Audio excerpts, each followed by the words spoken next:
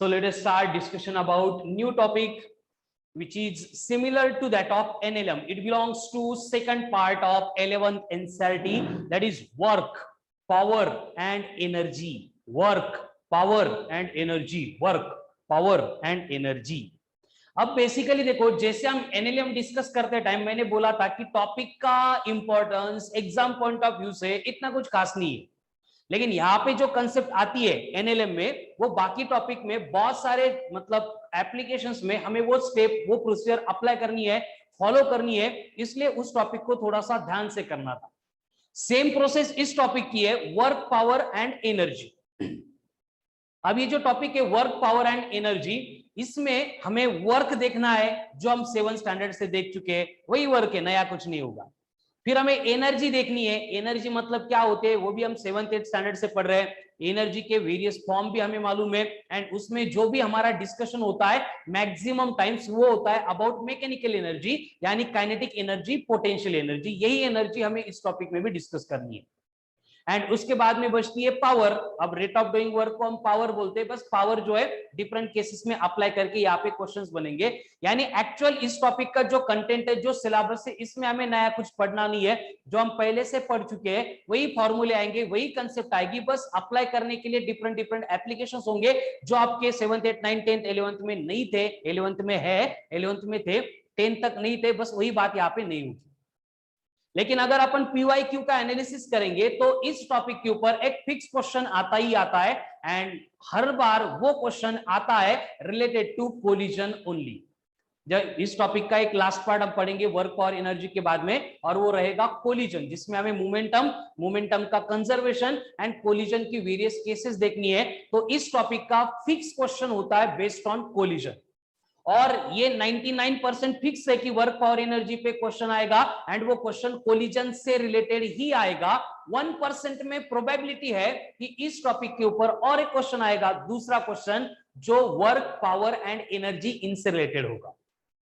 यानी कि यहाँ पे आपको क्लियर कट समझ में आ गया कि वर्क, पावर, एनर्जी, इस टॉपिक को प्रिपेयर करते टाइम हमारा full focus, full concentration collision and related question के ऊपर ही रहेगा। लेकिन इसका मतलब ये नहीं है कि वर्क, पावर, एनर्जी को अपन स्किप करेंगे, क्योंकि इसके ऊपर अगर क्वेश्चन आ गया तो एकदम सिंपल बेसिक लेवल का क्वेश्चन होगा, इसलिए हम वर्क, पावर, एनर्जी भी पढ़ेंगे, लेकिन कंपैरेटिवली हम उतना टाइम नहीं देंगे। थोड़ा सा मालूम है ऑलरेडी, बस आपको क्वेश्चन मॉड्यूल में से सॉल्व करने पड़ेंगे, कंसेप्ट मैं यहाँ पे एक्सप्लेन करूंगा, लेकिन कोलिजन को हमें एकदम ध्यान से थोड़ा सा बहुत ज्यादा फोकस करके वर्क करके प्रिपेयर करना है। ठीक है, तो स्टार्ट करते हैं discussion about work, power, energy. उसमें से पहला पॉइंट आता है वर्क।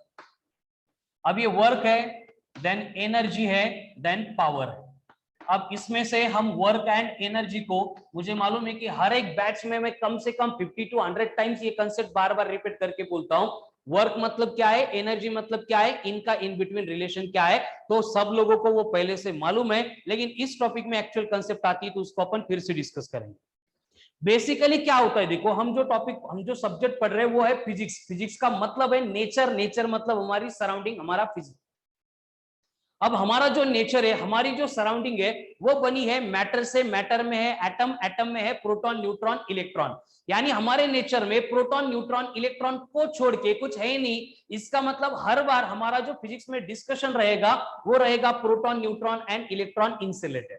अब प्रोटॉन, न्यूट्रॉन, इलेक्ट्रॉन में इतना क्या डिस्कस करेंगे कि पूरे एनसीईआरटी के 4 बुक बन गए, सबको परेशान करने वाला सब्जेक्ट बन गया। उसके लिए ये प्रोटॉन, न्यूट्रॉन, इलेक्ट्रॉन की अपन टेंडेंसीज पढ़ते हैं, जिसमें से एक चार्ज आता है, दूसरा मास आता है। मास एंड रिलेटेड पार्ट से रिलेटेड पूरी 11th एनसीईआरटी है, चार्ज एंड रिलेटेड पार्ट से रिलेटेड पूरी 12th एनसीईआरटी। लेकिन ये टेंडेंसीज तो हो गई, इसके इन बिटवीन हमारे जो नेचर की साइकिल है वो रेगुलेट करने के लिए ये दो कंसेप्ट है, ये रिस्पॉन्सिबल है। होता क्या है कि नेचर में कोई भी इंटरेक्शन हो रहा है, कोई भी फेनोमेनन हो रहा है, उसमें एक सिंपल सी केस होती है कि पहले एक फॉर्म ऑफ एनर्जी होती है, और वो एनर्जी क्या करती है, हर बार वर्क करती है। एंड वर्क मतलब क्या है, तो वर्क मतलब सिंपली एक एनर्जी को एक फॉर्म से दूसरे फॉर्म में कन्वर्ट करने का वे है। क्या है एनर्जी मतलब, सॉरी वर्क मतलब एनर्जी को एक फॉर्म में से दूसरे फॉर्म में कन्वर्ट करने का एक वे है।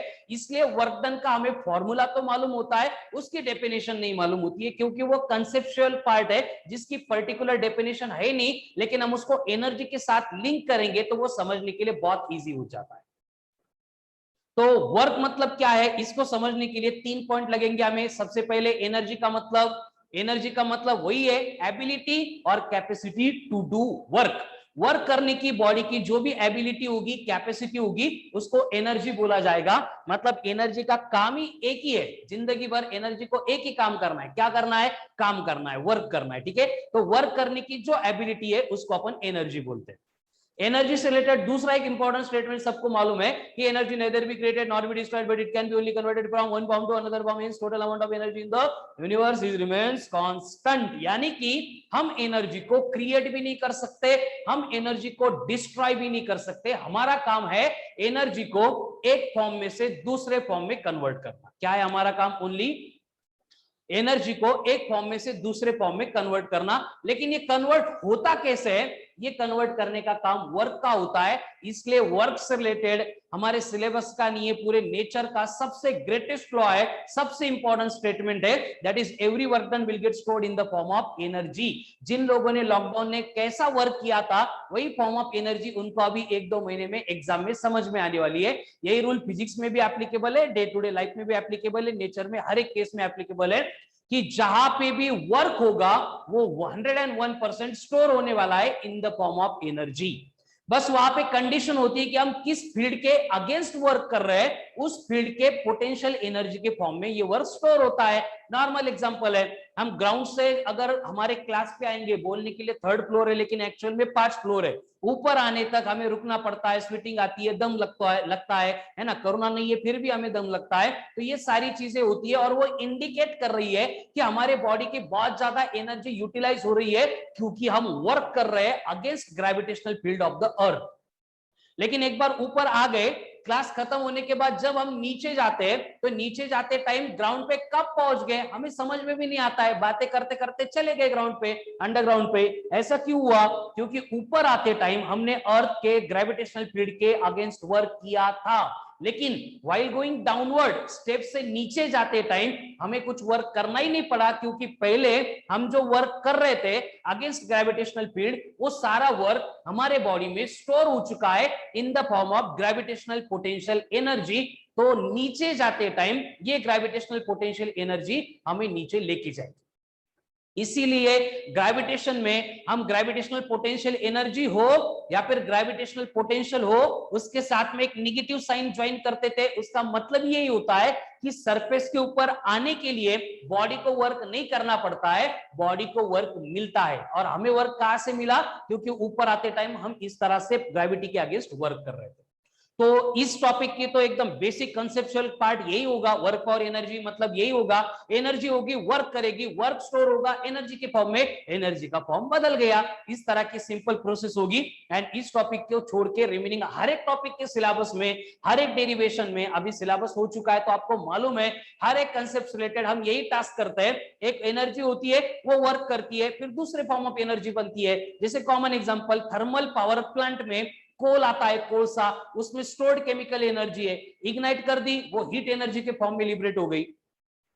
हीट क्या करती है? वाटर का कन्वर्जन स्टीम में करती है, फिर स्टीम एनर्जी बन गई। स्टीम क्या करती है? टरबाइन के ऊपर बम्बार्ड होती है, टरबाइन रोटेट होते हैं, टरबाइन के रोटेशन के टाइम में जो मैकेनिकल एनर्जी है, मतलब स्टीम एनर्जी की मैकेनिकल एनर्जी बनती है। अगेन मैकेनिकल एनर्जी टरबाइन को रोटेट करती है, तो मैकेनिकल एनर्जी की इलेक्ट्रिकल एनर्जी बनती है। वहां पे जो इलेक्ट्रिसिटी हमने प्रोड्यूस की है with the help of wires हम ट्रांसमिट करते हैं औरंगाबाद में, यहाँ पे स्विच बोर्ड में आती है, हम फैन को वायर कनेक्ट करते, स्विच ऑन करते, सेम इलेक्ट्रिकल एनर्जी फैन को मिलती है। फैन रोटेट होता है, मतलब मैकेनिकल एनर्जी में कन्वर्ट हो गई। फिर एयर के मॉलिक्यूल्स थे, उनके ऊपर वर्क किया गया, मतलब वो काइनेटिक एनर्जी में कन्वर्ट हो गई और रूम में एयर सर्कुलेट हो गई। इस तरह से ये तो मैनमेड आर्टिफिशियल थे, नेचर की कोई भी साइकिल ले लो, वहां पे हर बार एनर्जी रहेगी, उसका काम होगा वर्क करना। वर्क होगा मतलब वो स्टोर होगा in the form of energy. ठीक है, यही रिलेशन है, यही बात है related to work, power and energy, जो हम इस टॉपिक में भी एंड पूरे टॉपिक, पूरे सिलेबस में भी स्टडी करते हैं। तो बेसिकली डिस्कशन शुरू करते हैं अबाउट वर्क। तो वर्क मतलब क्या होता है? टू डिस्प्लेस एनी बॉडी, अब हम यहाँ पे जो वर्क डन कंसीडर करने वाले वो स्ट्रिक्टली रिलेटेड टू मैकेनिक्स से, मैकेनिक्स से रिलेटेड है मतलब मोशन से रिलेटेड है, मतलब यहाँ पे फोर्सेस, डिस्प्लेसमेंट, बॉडी की मोशन, बॉडी का एक्सेलरेशन, ये बातें यहाँ पे इन्वॉल्व होने वाली है। ठीक है, वर्क मतलब क्या होगा, to displace any body, force is required, then product of force and displacement is called as work। इस टॉपिक के लिए हम ये बातें कंसीडर करते हैं, लेकिन जब फिजिक्स का इंट्रोडक्शन होता है तो हम अलग तरीके से वर्क को डिफाइन करते थे। कैसे डिफाइन करते थे कि while energy changing its form from one form to another form, in between what happens that is known as work done, that is energy in flow is known as work done. वो हमें पूरे physics के लिए basic conceptual part था, लेकिन ये mechanics से related topic है, यहाँ पे हमें forces and motion related equation चाहिए, फॉर्मूले चाहिए, इसलिए हम इसको इस तरह से डिफाइन कर रहे हैं। ठीक है, यानी कि वर्क डन का बेसिक फॉर्मूला बनेगा W is equals to force into displacement, यानी W बन गया F इंटू ds। लेकिन ये जो है F इंटू ds, ये एक्चुअल खरी खुरी डेफिनेशन नहीं है वर्क की, क्योंकि हर बार हम जो फोर्स अप्लाई कर रहे हैं वो डिस्प्लेसमेंट की डायरेक्शन में ही एक्ट होगा, ऐसे नहीं होता है। जैसे कि फॉर एग्जांपल एक सरफेस दिया है, इस सरफेस के ऊपर मैंने एक ब्लॉक रखा है, तुषार म्यूट कर बेटा, यहाँ पे हमने एक ब्लॉक रखा है और इस ब्लॉक को हम इस डायरेक्शन में ds इतना डिस्प्लेस कर रहे हैं, लेकिन जैसे कि हम एक लगेज की बैग है, टूर पे जा रहे हैं और उसको खींचना है हमें अपन असं वाकून ओढतो पे तिला, ऐसे नहीं करते हम क्या करते हैं, उसको ऐसे हाथ में पकड़ते और खींचते रहते, मतलब हमने जो फोर्स अप्लाई किया है वो इस डायरेक्शन में एक्ट हुआ।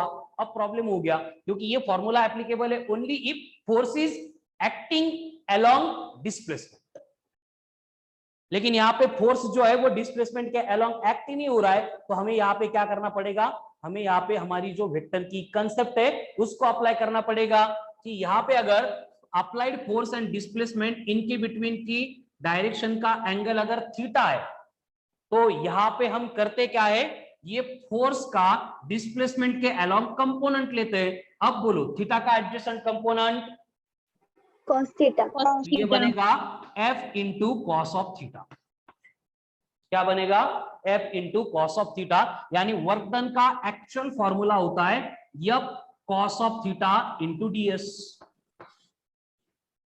तो यहां से हमें वर्क की डेफिनेशन बनेगी मिलेगी, और वो डेफिनेशन क्या एक्सप्लेन करेगी, वर्क मतलब क्या होगा, प्रोडक्ट ऑफ, क्या है, किसका है product, product of displacement, force and displacement and cosine of the angle between displacement and direction of applied force। very good, इस तरह से हम इसको डिफाइन कर सकते हैं।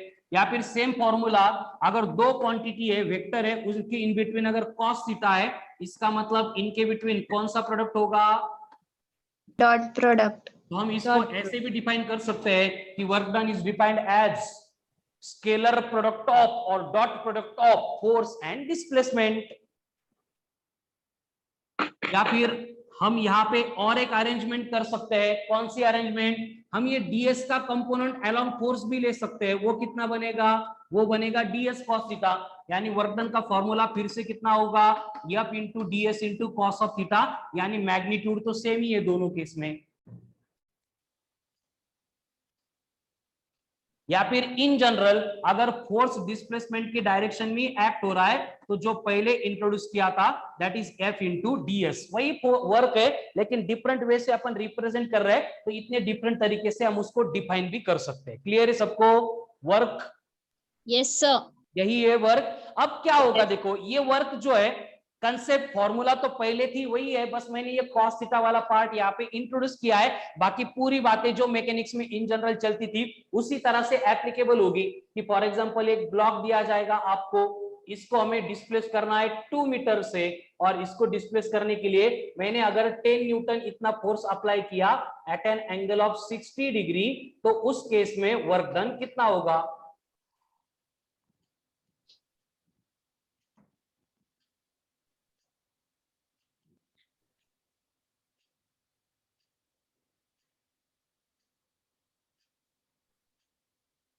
कितना होगा 10 जूल। यप into cos of theta into DS. यप कितना है 10, कॉस थीटा कितना है 1/2, डीएस कितना है 2, यानी इस प्रोसेस में मुझे वर्क डन मिला 10 जूल।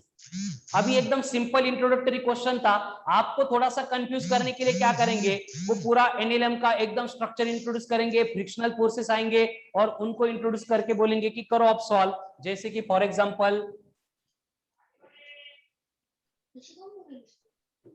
आपको बोला जाएगा इस तरह का एक ब्लॉक है जिसका मास है 10 kg और इसको हमें डिस्प्लेस करना है 4 मीटर तक और उसके लिए हमने फोर्स अप्लाई किया है that is 100 Newton and surface जो है वो रफ सरफेस है जिसका कोएफिशिएंट ऑफ फ्रिक्शन है म्यू इक्वल्स टू 1/2। अगेन यहाँ पे जो एंगल है वो है 60 डिग्री और आपको बोला है calculate the work done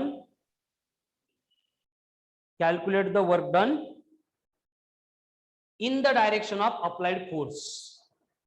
Calculate the work done in the direction of applied force. अब बेसिकली यहाँ पे दो वर्क डन होंगे, एक वर्क डन होगा by the frictional force and दूसरा नेट वर्क डन होगा in the direction of applied force. क्या करना होगा हमें, सेम लास्ट टॉपिक की कंसेप्ट। हमें मालूम है कि यहाँ पे क्या होगा कि एफ कॉस थीटा अगर लेंगे तो ये 100 इंटू कॉस 60 मतलब ये बनेगा 50 न्यूटन और ये 50 न्यूटन वाला ब्लॉक राइट साइड में खींचेगा। एट द सेम टाइम यहाँ पे फ्रिक्शनल फोर्स होगा। अब फ्रिक्शनल फोर्स कितना आएगा म्यू इंटू एन होगा नहीं ये? Yes sir. Mu into N, N कितनी है 100 इंटू म्यू मतलब 1/2 मतलब यहाँ पे एफ भी कितना एक्ट हो रहा है 50 न्यूटन। अब मुझे बोलो राइट में भी 50 लेफ्ट में भी 50 यानी नेट फोर्स बना 0। As net force is 0 in this process, no work done will be there. Work done भी कितना रहेगा 0 रहेगा। समझ में आ रहा है? Yes sir. मतलब ब्लॉक अपने पोजीशन से मूव ही नहीं होगा। मतलब बेसिक फॉर्मूले बेसिक कंसेप्ट यही रहेगी, बस एनएलएम के या फिर और किसी टॉपिक के कॉम्प्लिकेटेड केसेस के वहां के एप्लीकेशन यहाँ पे इंट्रोड्यूस किए जाएंगे, फोर्सेस के फॉर्म बदलेंगे, लेकिन वर्क डन कैलकुलेट करने के लिए हमें यही सारा जो डेटा है वो यूज करना पड़ेगा। ठीक है, अगर मुझे यहाँ पे ब्लॉक को मूव करना ही है तो मेरे पास ऑप्शन क्या है,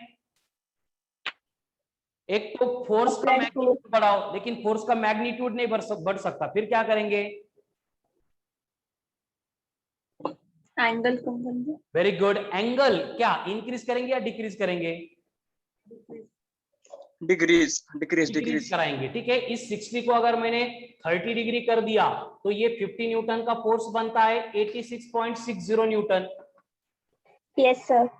तो यहाँ पे नेट फोर्स कितना बनेगा 86 माइनस 50 मतलब 36। तो सेकंड केस में ये वर्डन बनेगा 36 इंटू 4 मतलब 144 पॉइंट समथिंग जूल, 140। अप्रोक्सीमेटली 145 ले लो, पॉइंट में कुछ तो आएगा तो। क्लियर है? Yes sir. अब यहाँ पे क्या होता है, देखो जो वर्क डन हो रहा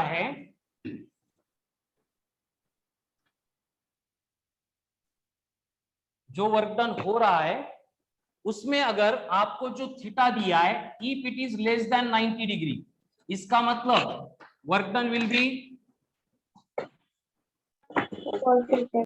पॉजिटिव। अगर थीटा लेस देन 90 है, सॉरी ग्रेटर देन 90 है तो work done will be negative and theta अगर इक्वल टू 90 है तो work done will be 0 and theta अगर इक्वल टू 0 है तो work done will be maximum. जैसे कि फॉर एग्जांपल एक ब्लॉक है और इस ब्लॉक को खींचना है हमें इस तरफ 2 मीटर इतने डिस्टेंस से, और खींचने के लिए मैं यहाँ पे 20 न्यूटन इतना फोर्स अप्लाई कर रहा हूं, क्या होगा वर्क डन विल बी 0 होगा। डिस्प्लेसमेंट इधर करना है लेकिन मैं इसको ऊपर उठा रहा हूं, अपलिफ्ट कर रहा हूं, what will happen work done 0। क्यों 0?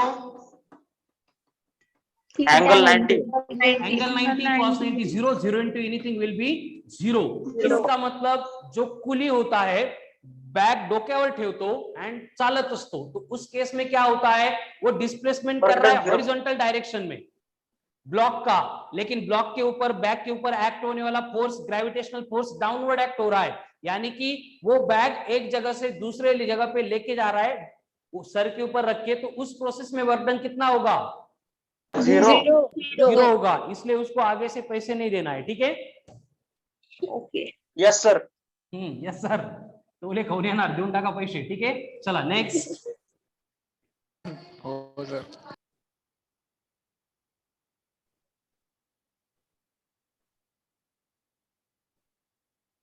अगर आपको बोला है कि यहाँ पे एक ब्लॉक है, इंक्लाइन सरफेस है,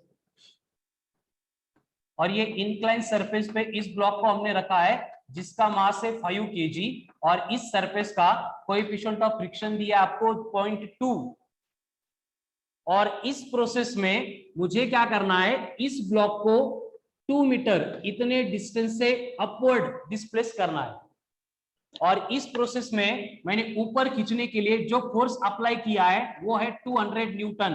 then calculate the work done in this process.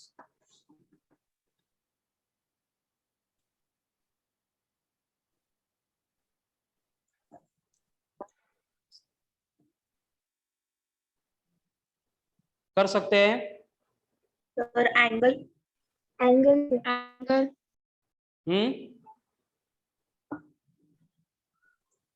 Angle inclination. Angle given नहीं है तो 30 ले लो.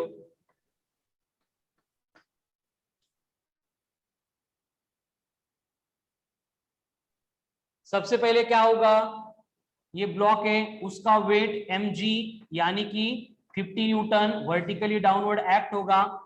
इसका कंपोनेंट आएगा mg cos ऑफ थीटा, जो नॉर्मल को बैलेंस करेगा, यानी n इज इक्वल्स टू बन गया mg cos of theta.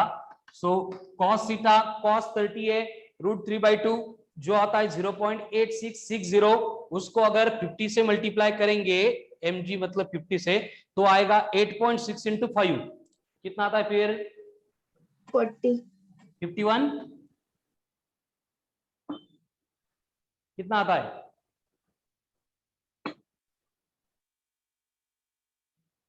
8.6 into 5, 43. 43. अरे देखो 5 इंटू 8.6, इतना टाइम,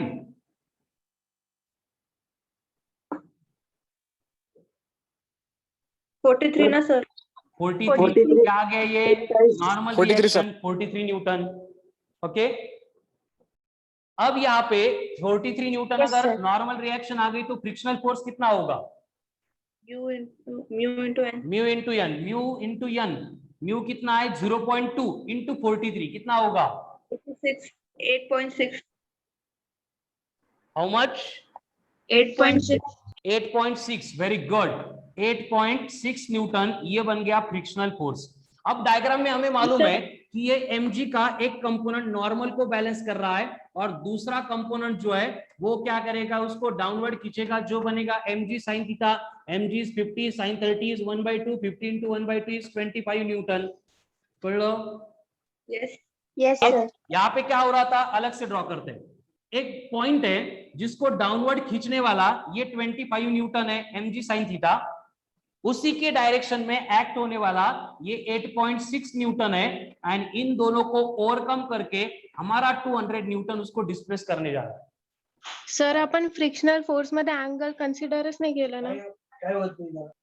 काय काय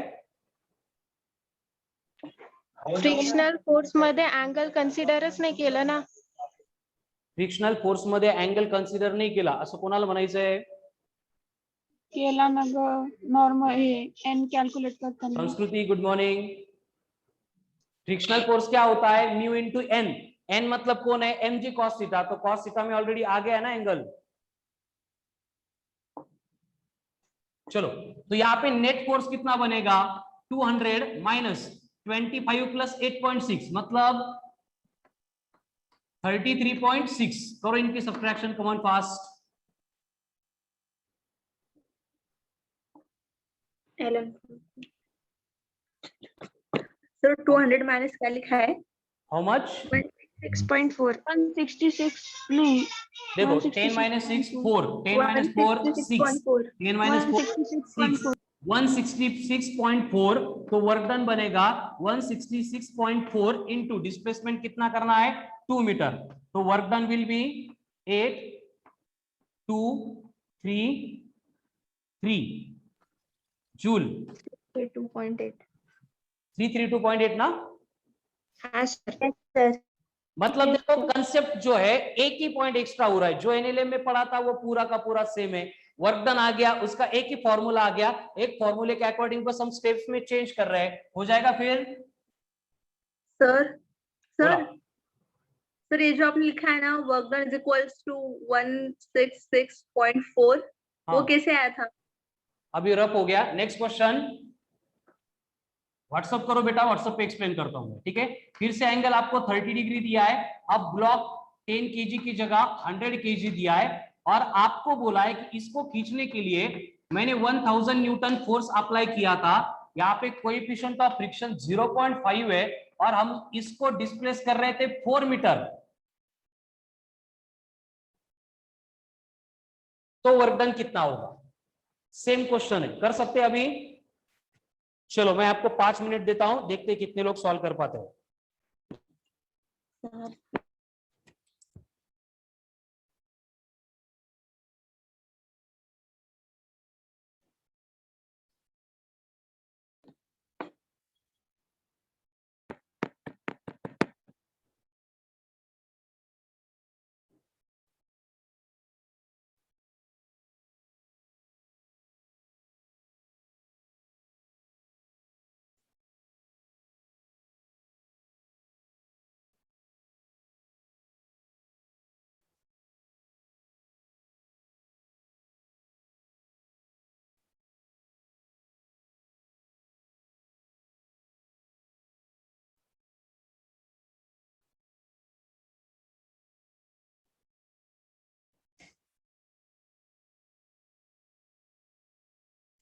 चलो आगे आंसर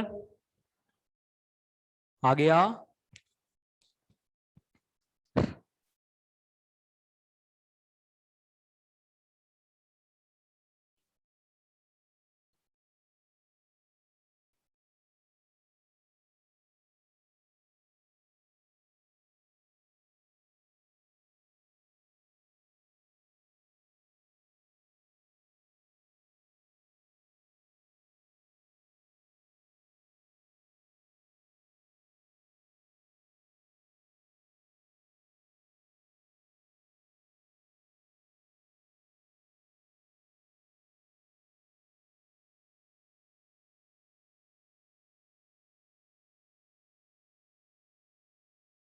कर रहे के सवाल कर दूं?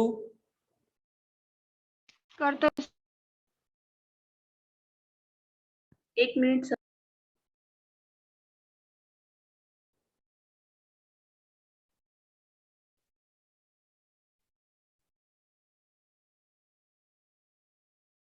Okay, Devika is getting answer, very good. चलो करो, जिनको डिफिकल्टी आ रही है सिर्फ बोर्ड पे ध्यान देंगे, मैं बोर्ड पे करता हूं। पहले इसका वेट नीचे कितना 1000 न्यूटन, फिर नॉर्मल रिएक्शन जिसको बैलेंस करने के लिए आएगा mg cos थीटा। अब mg cos थीटा है, cos 30 है तो मतलब होगा 0.8660 into 1000 मतलब 866 न्यूटन, जो नॉर्मल को बैलेंस कर रहा है। मतलब संस्कृति ये आ गया 866 न्यूटन। तो फ्रिक्शनल फोर्स कितना होगा 866 इंटू 0.5 मतलब इसको आधा करो, ये बन गया 433 न्यूटन। संस्कृति लिया कि इसमें एंगल? हाँ सर। अभी क्या होगा, फिर ये जो फ्रिक्शनल फोर्स है नीचे एक्ट होगा, उसी के डायरेक्शन में mg sin थीटा एक्ट होगा एंड ये m बनेगा 100 1000 डिवाइडेड बाय 2 यानी 500 न्यूटन। क्या होगा अब जो है हमने अप्लाई किया था 1000 न्यूटन और उसको अपोज करने वाले हैं फ्रिक्शनल फोर्स, कौन सा 433 और कौन ये 500 वाला। मतलब कि क्या होगा 500 माइनस 433 मतलब 67 न्यूटन। ये नेट फोर्स बनेगा। एंड अगर ये 67 न्यूटन नेट फोर्स है तो इस प्रोसेस में वर्क डन होगा 4 इंटू 67 268 जूल। देविका का आंसर करेक्ट था, वेरी गुड।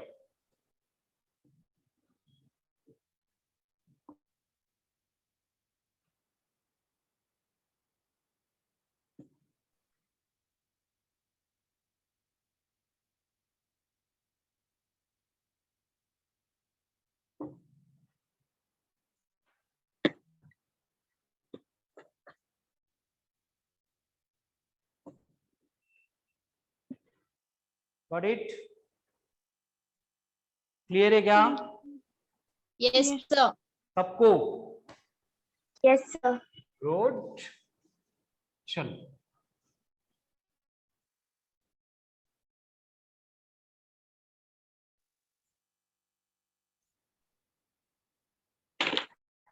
यानी वर्क डन से रिलेटेड ऐसे कोई भी केस देंगे एप्लीकेशन में, कितना भी एंगल, इंक्लिनेशन, प्लेन सरफेस, तो क्या करना है, सबको आइडिया आ रही है? और आइडिया क्लियर होने के लिए एकदम सिंपल सॉल्यूशन है, मॉड्यूल में बहुत बेस्ट एग्जांपल है जो सॉल्व करके दिए है। पहला कंसेप्ट एप्लीकेशन भी इसी के ऊपर है, तो वो दोनों अगर कंप्लीट करेंगे तो आपका वर्क का प्रॉब्लम आज के आज कंप्लीट हो जाएगा। ओके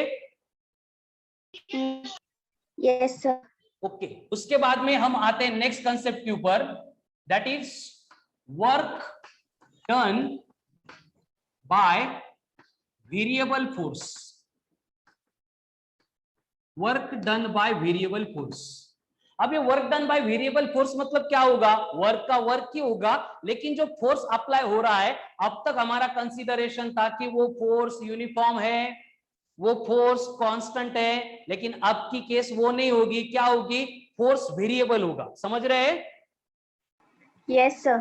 अब फोर्स वेरिएबल होगा मतलब कैसे होगा? देखो, इनिशियली एक सरफेस होगा, इसके ऊपर अपन एक ब्लॉक प्लेस करेंगे और ये ब्लॉक को खींचने के लिए हम फोर्स अप्लाई करेंगे। लेकिन ये प्रैक्टिकली आपको भी मालूम है कि जब ब्लॉक को या फिर किसी भी बॉडी को रेस्ट में से मोशन में सेट करना हो तो थोड़ा ज्यादा फोर्स लगता है, बराबर? Yes, sir. एंड एक बार वो मोशन में सेट हो गई, फिर थोड़ा कम फोर्स अप्लाई करेंगे तो भी वो चलती रहती है, एंड फिर उसको रोकने के लिए हमें थोड़ा फोर्स अप्लाई करना पड़ता है, या फिर नहीं भी अप्लाई करेंगे तो थोड़ी डिस्टेंस के बाद वो रुक जाती है। यानी हम अगर देखेंगे, ये ब्लॉक का इनिशियल डिस्प्लेसमेंट है, ब्लॉक को मैं फाइनली यहां पे लेके आ रहा हूं, ये ब्लॉक का फाइनल डिस्प्लेसमेंट है। तो यहां से यहां तक आते टाइम जो फोर्स अप्लाई हो रहा है इस प्रोसेस में वो यूनिफॉर्म नहीं है। इन मतलब प्रैक्टिकल केस ये होती है कि हर बार जो फोर्स है अप्लाई होता है वो यूनिफॉर्म होता ही नहीं है। हम बस एक स्टैंडर्ड कंडीशन एज्यूम करते हैं कि force was uniform, but force always जो है वो वेरिएबल होता है। क्लियर है सबको? Yes, sir. Yes, Okay. sir. तो सेम केस यहाँ पे हो रही है कि ये इनिशियल से ये फाइनल तक डिस्प्लेसमेंट हो रहा है, यहां से यहां तक, और हम यहाँ पे अगर फोर्स कैलकुलेट कर रहे हैं, उस प्रोसेस में हमें अगर वर्क डन कैलकुलेट करना है तो हमें क्या करना पड़ता है, एक छोटी सी इंटरवल लेनी पड़ती है, और यहाँ पे इंटरवल पे फोर्स कांस्टेंट था ऐसे हम एज्यूम करते हैं। समझ में आ रहा है मैं क्या बोल रहा हूं? कि पूरे प्रोसेस में वर्क डन जो है वो हम कैलकुलेट नहीं कर पाते, इसलिए हम एक छोटा सा इंस्टेंटेनियस वर्क डन कंसीडर करते हैं जिसके लिए फोर्स कांस्टेंट था, ये हमारा एजम्पशन है। और हम क्या करते हैं, फिर ये छोटा सा वर्क डन यहाँ पे कैलकुलेट करते हैं बाय यूजिंग दिस छोटा सा फोर्स F इंटू छोटा सा डिस्प्लेसमेंट dx। लेकिन हमें क्या करना है, पूरी प्रोसेस का वर्क डन करना है, मतलब छोटे छोटे जितने भी डिस्प्लेसमेंट हो रहे थे उनको करने के लिए जो भी वर्क डन था वो सारे वर्क डन को हमें ऐड करना पड़ेगा। क्लियर? Yes, sir. और इस टाइप के एडिशन को करते टाइम हम एक स्पेशल अरेंजमेंट यूज करते हैं जिसको बोला जाता है एज ए इंटीग्रेशन। क्या बोला जाता है? इंटीग्रेशन। अब हम क्या करेंगे फिर, network done is given by integration of dw। अब इंटीग्रेशन स्टार्ट कहां से हुआ था? XI. xi मतलब initial position, x initial, end हुआ xf पे, मतलब लिमिट्स होगी from xi to xf। dw का फॉर्मूला पुट करेंगे तो फॉर्मूला बनेगा xi to xf of F into d x. यानी इतने सारे डिस्कशन का एक ही कंक्लूजन है कि अगर आपको बोला है कि फोर्स कांस्टेंट नहीं है, फोर्स वेरिएबल है। अब ये कैसे आइडेंटिफाई करेंगे फोर्स कांस्टेंट नहीं है? अगर बोला जाएगा फोर्स 20 न्यूटन है, तो 20 न्यूटन का मतलब 20 न्यूटन ही होता है, उसको कोई भी कभी भी किसी भी कंडीशन में चेंज नहीं कर सकता। लेकिन अगर आपको बोला जा रहा है कि फोर्स इज 20x न्यूटन, इसका मतलब इसकी वैल्यू कांस्टेंट नहीं है। समझ रहे हैं ना? यस। तो आपको अगर डेटा फोर्स का इन टर्म्स ऑफ वेरिएबल्स, मतलब ऐसे एक्स के टर्म में, एक्स के फॉर्म में दिया जा रहा है, इसका मतलब वो फोर्स वेरिएबल है। एंड उस प्रोसेस में अगर वर्क डन कैलकुलेट करना है तो हमें ये फॉर्मूला यूज करना पड़ेगा, मतलब इंटीग्रेट करना पड़ेगा फोर्स के इक्वेशन को। क्लियर? Yes, sir. एक तो ये मेथड है, या फिर आपको क्या करते हैं अल्टरनेट मेथड में, वर्क डन कैलकुलेट करो ऐसे बोलते हैं, एंड जो फोर्स अप्लाई हुआ था वो चेंज हो रहा था अकॉर्डिंग टू डिस्प्लेसमेंट। जो फोर्स अप्लाई हुआ था वो चेंज हुआ था अकॉर्डिंग टू डिस्प्लेसमेंट, और उसका जो चेंज है वो आपको इस तरह से रिप्रेजेंट करते हैं कि ये चेंज होने वाला फोर्स ऐसे था, और ये लिमिट्स आपको देते हैं कि यहाँ पे 10 न्यूटन है एंड यहाँ पे 2 मीटर है। तो अगर आपको डिस्टेंस के साथ वैरी होने वाला जो फोर्स है, यानी variable force if represented against the displacement on a graph, और उस प्रोसेस में हमें वर्क करना है, तो क्या करना पड़ेगा? Area under the graph. Excellent, very good. ये जो ग्राफ है, शेडेड पोर्शन दिख रहा है, इसका मुझे एरिया लेना पड़ेगा। यानी यहाँ पे जो वर्क डन होगा वो बनेगा, ट्रायंगल है, ट्रायंगल का बेस 20, ट्रायंगल की हाइट 10, और area of the triangle half into base into,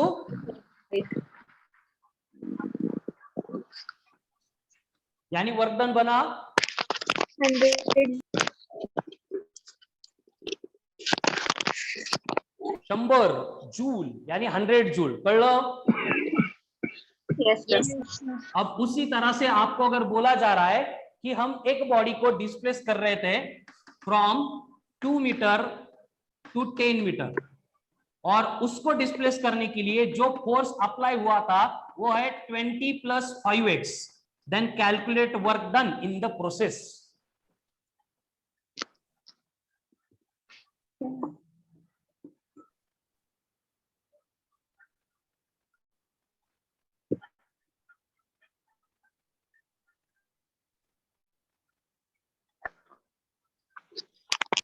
Sixty का. How much? सबसे पहले क्या होगा, वर्क डन बनेगा इसका इंटीग्रेशन, यानी integration of 20 + 5x into dx। कळलं सगळ्यांना? इंटीग्रेशन में एक ही फॉर्मूला होता है, जो भी पावर है उससे, मतलब पावर में 1 ऐड करो एंड उसी से डिवाइड करो।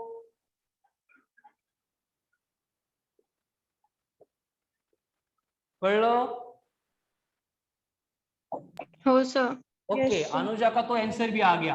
एंड अगर कोई सिर्फ नंबर दिया है 2, तो हम उसको कंसीडर करते हैं 2 × x⁻0। उसी तरह से इसको इंटीग्रेट करेंगे तो 20 का इंटीग्रेशन आएगा 20x, 5x का इंटीग्रेशन आएगा 5x²/2। लेकिन यहाँ पे लिमिट्स पुट करेंगे, कहां से कहां तक? 2 से लेके 10 तक। तो अब हम क्या करेंगे लिमिट्स पुट करने के लिए? Upper limit minus lower limit, है ना? जे वाले खुश हो गए, एकदम पहले आंसर दे रहे हैं। ठीक है, देखो बेटा नीट वाले भी एकदम सिंपल है, कुछ अलग नहीं उसमें। पहले अपर लिमिट पुट करेंगे। अपर लिमिट कैसे पुट करेंगे? ये जो वेरिएबल है x, उसको 10 बोलेंगे, माइनस उसी वेरिएबल को 2 बोलेंगे, हो गया आंसर। अब बोलो 20 × 10 200. प्लस 100 × 5 × 200 × 250 माइनस 20 × 2, 2 square 4, 4/2 2, 5 × 2 10, यानी net work done will be, अनुजाचा आंसर करेक्ट होतं 400 जूल।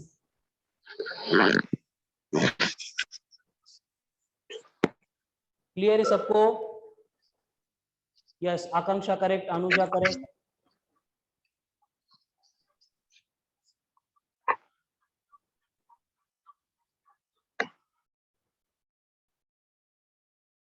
कळलं का?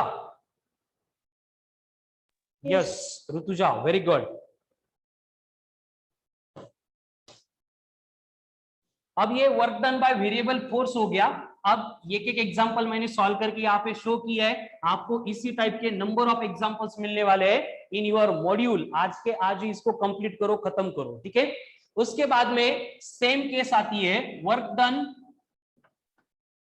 Bye spring force. अब इसमें दो केसेस है, एक work done on spring force भी ले सकते हैं, work done by spring force भी ले सकते हैं। डिफरेंस क्या होगा, जब स्प्रिंग के ऊपर वर्क किया जाएगा वो पॉजिटिव रहेगा, जब स्प्रिंग वर्क करेगी वो नेगेटिव रहेगा। और उसका मतलब इतना ही रहेगा, किसने वर्क किया है, कैलकुलेशन में हम उसको पॉजिटिव ही कंसिडर करने वाले हैं। अब स्प्रिंग की केस में हमें मालूम है कि इस नॉर्मल स्टेट में अगर हमने स्प्रिंग को रखा है और अगर फोर्स अप्लाई करके हम ये स्प्रिंग को थोड़ा सा खींचते हैं, एक्सटेंड करते हैं by the extension displacement x, तो यहाँ पे छोड़ने के बाद ये स्प्रिंग हमें मालूम है क्या करती है, रिवर्स में आती है और इस पोजीशन में आके रुकती है। तो हमने तो राइट में खींचा था, समझ रहे सब लोग, हमने राइट में खींचा था, लेकिन छोड़ने के बाद वो लेफ्ट में जा रहा है, मतलब डिस्प्लेसमेंट एंड फोर्स की डायरेक्शन क्या हो गई, अपोजिट हो गई, समझ रहा है। अपोजिट। और यहाँ पे हमें मालूम है कि जो फोर्स होगा वो फोर्स डिपेंड करेगा डिस्प्लेसमेंट के ऊपर। अगर थोड़ा खींच के छोड़ देंगे धीरे धीरे जाएगा, पूरी ताकत लगा के खींच के छोड़ेंगे तो क्या होगा, एकदम फास्ट मूव होगा। यानी फोर्स इस डिस्प्लेसमेंट से डायरेक्टली प्रोपोर्शनल है, डायरेक्शन अपोजिट होती है, इसलिए बस नेगेटिव लिया और यहाँ पे हम कांस्टेंट लेके आएंगे तो ये फोर्स बनता है F equals to minus of Kx। लेकिन यहां पे भी अगर वही सेम केस आ गई कि हमने ये इनिशियल पोजीशन ली है एंड ये अगर हमने फाइनल पोजीशन ली है, तो इसका मतलब यहां से यहां तक खींचने के लिए जो हमें नेट वर्क डन करना पड़ा था वो हम कैलकुलेट करेंगे by the integration x initial to x final, किसका, f इंटू dx का। f मतलब कौन है, kx, उसमें से माइनस k को कॉमन ले लो बाहर, ये बनेगा x initial x final of x into dx, जिसका इंटीग्रेशन आएगा माइनस ऑफ k बाई 2। देखो x का क्या आएगा, x स्क्वायर बाई 2, 2 को मैंने k के साथ में लिया है और ब्रैकेट में कौन बचेगा, सिर्फ x स्क्वायर बचेगा, जिसकी लिमिट होगी x final minus x initial. And मैंने बोला ये नेगेटिव साइन सिर्फ इंडिकेट क्या कर रहा है, डायरेक्शन, तो इसको आप कंसीडर नहीं भी करेंगे तो फर्क नहीं पड़ेगा। और वर्क डन मुझे मिलेगा 1/2 इंटू के इन ब्रैकेट x फाइनल का स्क्वायर माइनस x इनिशियल का स्क्वायर। एंड अगर हमें दो दो पोजीशन नहीं दी है तो स्प्रिंग फोर्स से होने वाला जो वर्क डन रहेगा that will be equals to half of k into x का स्क्वायर ओनली, खत्म।